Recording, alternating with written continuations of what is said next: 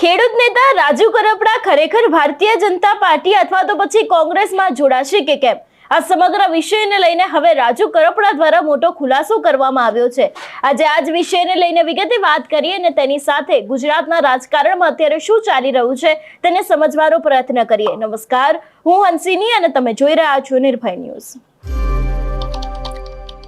છેલ્લા ઘણા સમયથી ઘણી બધા તર્ક વિતર્ક સર્જાઈ રહ્યા છે. જ્યારથી રાજુ કરપડાએ આમ આદમી પાર્ટીમાંથી રાજીનામું આપ્યું છે ત્યારથી આમ આદમી પાર્ટી દ્વારા એવું કહેવામાં આવી રહ્યું છે કે ભારતીય જનતા પાર્ટીએ રાજુ કરપડાને પોતાના જૂના કેસોના દબાણ આપીને તેમની પાર્ટી તરફ લઈ જવાના છે. બીજી બાજુ રાજુ કરપડા દ્વારા એવું પણ કહેવામાં આવ્યું છે કે તેઓ કોઈ જ પક્ષમાં અત્યારે હાલ જોડાવાના નથી.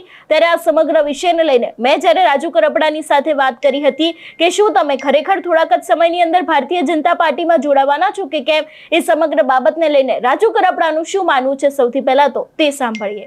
રાજુભાઈ, એક છેલ્લો સવાલ પૂછવા માંગીશ. ગઈકાલે મેં વ્યક્તિ સાથે લાઈવ કર્યું હતું, અમારા ચેનલ ઉપર એ લાઈવ છે ને એમના દ્વારા એવું કહેવામાં પણ આવ્યું છે કે તમે ટૂંક જ સમયમાં, કદાચ એમના દ્વારા 10-15 દિવસનો સમય આપવામાં આવ્યો છે, કેટલા દિવસમાં તેઓ ભારતીય જનતા પાર્ટીમાં જોડાઈ જવાના છે, એટલે કે તમે જોડાઈ જવાના છો, એટલે સુધીની એ વ્યક્તિની તમારી સાથે વાત થઈ છે એવું પણ એમનું કહેવું છે. આને લઈને શું કહેશો?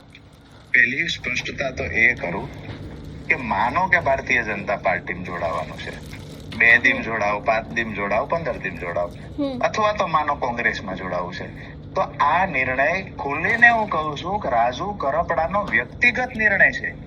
આમ આદમી પાર્ટીએ રાજુ કરપડાને સોદો કરીને વેચાતો રાખેલો નહોતો. આજે રાજુ કરપડાએ 5 વર્ષ તમારા માટે કામ કર્યું, આગળ એમ નથી કરવું તો ન કરે. ખેડૂતો માટે 8 વર્ષ સુધી રાજુ કરપડાએ કામ કર્યું છે. ગુજરાતના કોઈ પાર્ટીના નેતાઓએ નહીં કામ કર્યું હોય એટલું રાજુ કરપડા કામ કરતા ગયા છે. આમ આદમી પાર્ટીમાં રહીને પણ કામ કર્યું છે. તો એ રાજુ કરપડાને જ્યાં સુધી એનાથી થતું ત્યાં સુધી કર્યું છે. તો રાજુ કરપડાએ શું નિર્ણય લેવો એ આમ આદમી પાર્ટીના નેતાઓ નક્કી કરશે. અને હું તો એ કહું છું, કોંગ્રેસમાં જાઓ, સમાજવાદી પાર્ટીમાં જાઓ, ભાજપમાં જાઓ, જ્યાં પણ જાય ડંકાની ચોટ પર જાય, કોઈ જાતની શરમ અનુભવીને નહીં જાઓ. કારણ કે મેં જે કામ કર્યા છે એ દાગ લાગે એવા નથી કર્યા. અને જ્યારે પણ આવનાર સમયમાં કામ કરીશ તો મારા ખેડૂતો માટે કરતો તો અને આવનાર સમયમાં કામ કરતો રહીશ.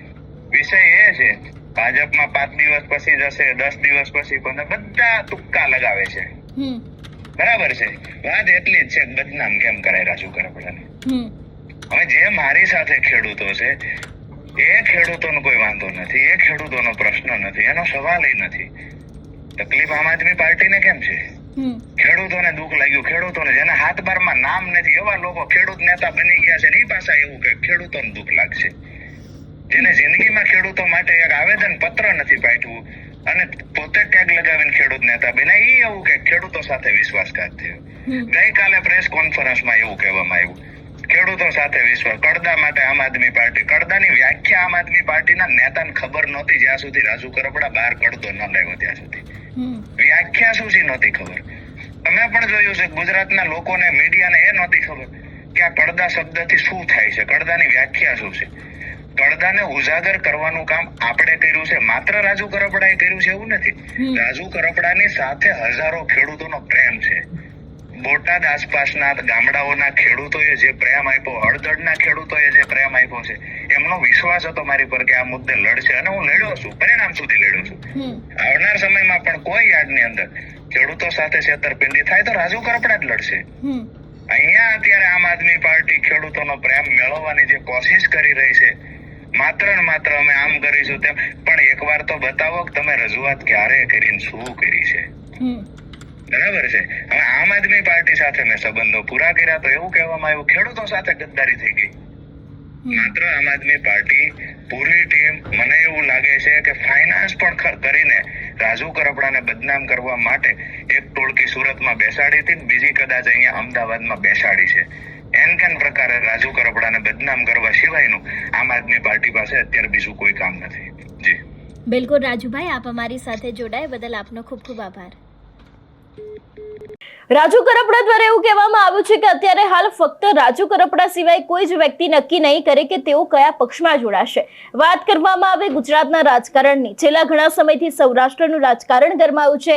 એક બાજુ આપણે જોતા આવ્યા છે કે જ્યારથી રાજુ કરપડાએ રાજીનામું આપ્યું છે ત્યારથી રાજુ કરપડા વર્સિસ આમ આદમી પાર્ટી થઈ ગઈ છે. ઘણા બધા આક્ષેપો મૂકવામાં આવી રહ્યા છે. એવામાં રાજુ કરપડા દ્વારા 3 આમ આદમી પાર્ટીના નેતાઓની સામે ફરિયાદ પણ કરવામાં આવી છે. કારણ કે જે રીતે થોડાક સમય અગાઉ આમ આદમી પાર્ટી દ્વારા પ્રેસ કોન્ફરન્સ કરવામાં આવી હતી જેમાં રાજુ કરપડા છે એમની ભારતીય જનતા પાર્ટીને લઈને જે કાર્યકર્તાઓની સાથે વાતચીત થઈ હતી એ જ ઓડિયો છે તે વાયરલ કરવામાં આવ્યો હતો અને એ જ વાતને લઈને રાજુ કરપડા દ્વારા એવું કહેવામાં આવ્યું છે કે હવે તેમની સામે તેઓ કાયદેસરની કાર્યવાહી કરશે. 3 વ્યક્તિઓની સામે ફરિયાદ પણ કરવામાં આવી છે.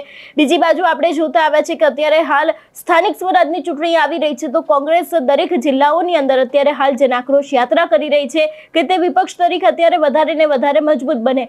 બીજી બાજુ વાત કરવામાં આવે ભારતીય જનતા પાર્ટીની તો ભારતીય જનતા પાર્ટી પણ અત્યારે હાલ જે જગ્યાએ ક્યાંક વિપક્ષ પોતાનું વર્ચસ્વ જમાવતી હોય દરેક જગ્યાએ ભારતીય જનતા પાર્ટીના નેતાઓ દ્વારા પણ કામ કરવામાં આવી રહ્યા છે. ત્યારે અત્યારે હાલ જે રીતે રાજકારણમાં પરિસ્થિતિ સર્જાઈ છે રાજુ કરપડા ખરેખર કોઈ પક્ષ જોઈન કરશે કે કેમ એની પહેલા તેમના દ્વારા જે નિર્ભય ન્યૂઝની સાથે વાતચીત કરવામાં આવી છે અને કહેવામાં આવ્યું છે કે રાજુ કરપડા નક્કી કરશે કે તેમને કયા પક્ષમાં જવું છે. આપણે જોયું હતું કે થોડા સમય અગાઉ રાજુ કરપડાએ મૂળીના કાર્યકર્તાઓની સાથે પણ એક મીટિંગ કરી હતી ત્યારે ઘણા બધા રાજીનામા પણ પડ્યા હતા આમ આદમી પાર્ટીમાંથી અને આગામી સમયમાં એક ખેડૂતનું મોટું મહાસંમેલન પણ થવા જઈ રહ્યું છે. એ બાદ રાજુ કરપડા દ્વારા નક્કી કરવામાં આવશે. અત્યારે હાલ એવી વાતો ચાલી રહી છે પરંતુ જોવાનું રહેશે કે હવે રાજકારણની અંદર કયો વળાંક આવે છે અને ખાસ કરીને રાજુ કરપડા કોંગ્રેસ કે પછી ભારતીય જનતા પાર્ટીમાં જોડાશે અથવા તો પછી એક ખેડૂત તરીકે જ આંદોલન કરશે. તમારું શું માનવું છે આ વિષયને લઈને અમને કમેન્ટ કરીને ચોક્કસ જણાવજો. તેની સાથે અમારી ચેનલ નિર્ભય ન્યૂઝને લાઇક, શેર અને સબસ્ક્રાઇબ કરવાનું ભૂલશો નહીં. નમસ્કાર.